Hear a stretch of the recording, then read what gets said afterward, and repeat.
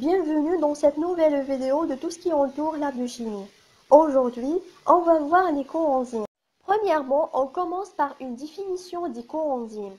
Une coenzyme est une petite molécule organique nécessaire pour qu'une enzyme remplisse sa fonction. Les coenzymes sont un certain type de cofacteurs qui diffèrent d'activateurs en ce qu'il s'agit d'un composé organique et non inorganique. De nombreuses vitamines sont un précurseur d'une coenzyme, comme par exemple les vitamines hydrosolubles. Les vitamines hydrosolubles, ce sont les vitamines qui se dissolvent dans l'eau. Ce sont les vitamines du complexe B et C. Tous les vitamines du groupe B, de B1 jusqu'à B12, et l'acide ascorbique, le vitamine C. Contrairement aux vitamines liposolubles, les vitamines hydrosolubles ne sont généralement pas stockées dans le corps. Pour cette raison, vous devriez essayer de les obtenir régulièrement à partir de votre régime alimentaire. La prochaine vidéo, je voudrais vous expliquer en détail les vitamines hydrosolubles, leurs fonctions, leurs bienfaits pour la santé, leurs sources alimentaires, leurs apports recommandés, etc. On reste toujours avec les coenzymes. Les coenzymes sont des cofacteurs organiques non protéiques thermostables, qui avec une apoenzyme constituent l'holoenzyme. Le holoenzyme, c'est la forme catalytiquement active de l'enzyme.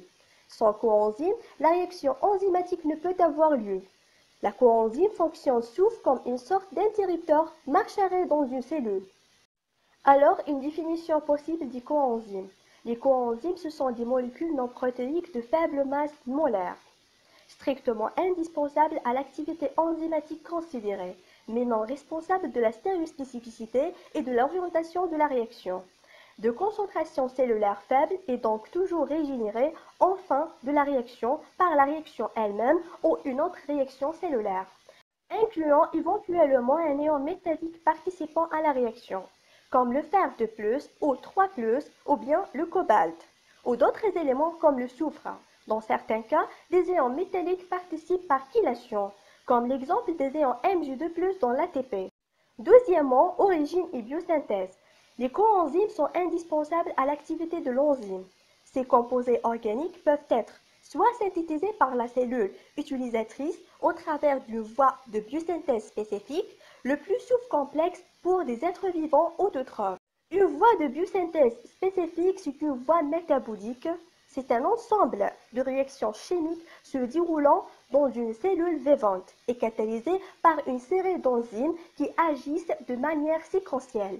Chaque réaction constitue une étape d'un processus complexe de synthèse ou de dégradation d'une molécule biologique finale. Et l'autotrophie est la production par un organisme vivant de toute la matière organique nécessaire par réduction de matière minérale. Ce mode de nutrition caractérise les végétaux chlorophylliens, les cyanobactéries et les bactéries sulfureuses. Les organismes autotrophes sont donc capables de se développer sans prélèvement de molécules organiques dans le milieu. Au contraire, les organismes hétérotrophes, comme les animaux et les champignons, ou bien les coenzymes soient obtenus pour des êtres vivants incapables de les synthétiser, à partir de précurseurs dans le milieu pour certains cofacteurs chez les organismes auxotrophes. L'auxotrophie est l'incapacité d'un organisme vivant de synthétiser un composé organique nécessaire à son développement. Pour les animaux supérieurs, ces cofacteurs ou leurs précurseurs sont des vitamines. Par exemple, chez l'homme, le phosphate de pyridoxal, qui est le coenzyme de nombreuses décarboxylases et des aminotransférases comme les transaminases, est dérivé de la pyridoxine, vitamine B6. En revanche, notre organisme est capable de synthétiser les porphyrines, constituantes de l'hème, présentes dans l'hémoglobine et les cytochromes. Les organismes autotrophes, comme les plantes et nombreuses prokaryotes, synthétisent tous les coenzymes nécessaires à leur métabolisme. Troisièmement, nous allons voir les propriétés et le rôle des coenzymes. Il existe quelques dizaines de coenzymes connus, pour plusieurs milliers d'enzymes. La spécificité de la réaction dépend uniquement de l'apoenzyme et non du coenzyme. Les coenzymes substrats sont régénérés et retournent à leur état initial, soit au cours du cycle catalytique de l'enzyme lui-même, soit lors d'une seconde réaction enzymatique.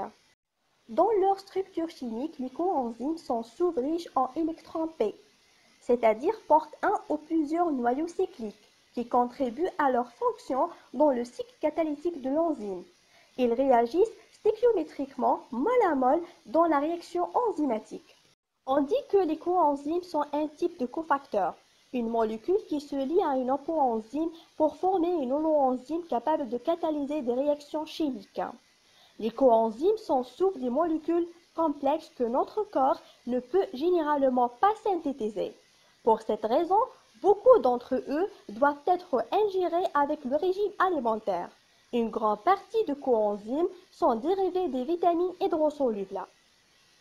En faisant varier la concentration de la coenzyme, la réaction chimique qui facilite l'enzyme est retardée ou accélérée. Elles ont généralement une faible masse moléculaire, au moins par rapport à la coenzyme, et jouent un rôle clé dans le mécanisme de la catalyse, par exemple en acceptant ou en donnant des électrons ou des groupes fonctionnels qui transportent d'une enzyme à l'autre. Contrairement aux enzymes, les coenzymes sont modifiées au cours de la réaction chimique. Par exemple, le NAD+ est réduit à NADH quand il accepte 2 électrons et un proton, et par conséquent s'épuise. Lorsque le NADH libère ses électrons, le NAD+ est récupéré, ce qui peut à nouveau agir comme une coenzyme. Finalement, mécanisme d'action des coenzymes. Le mécanisme d'action de base des coenzymes est le suivant. Premièrement, la coenzyme se lie à une enzyme. Par la suite, l'enzyme capture son substrat spécifique. Puis l'enzyme attaque ce substrat en transférant certains de ses électrons. En fait, la liaison du substrat et de l'enzyme produit une nouvelle substance. Cette substance est instable, ce qui provoque sa séparation en différentes parties. L'enzyme, le produit et la forme réduite de la coenzyme, qui a été laissée avec quelques électrons, comme par exemple en oxydant le substrat, il est réduit, en présentant une plus grande force d'attraction moléculaire. Grosso modo, l'enzyme cède à la coenzyme des électrons provenant du substrat, puis la coenzyme accepte ces électrons et est libérée de l'enzyme. Par la suite, la coenzyme réduite va à la chaîne du transport des électrons, dans laquelle l'ATP et l'H2O dans la respiration cellulaire sont générés en laissant leurs électrons au moment de navette et revient à l'état initial, dans laquelle l'ATP et l'H2O dans la respiration cellulaire sont générés en laissant leurs électrons au moment de navette.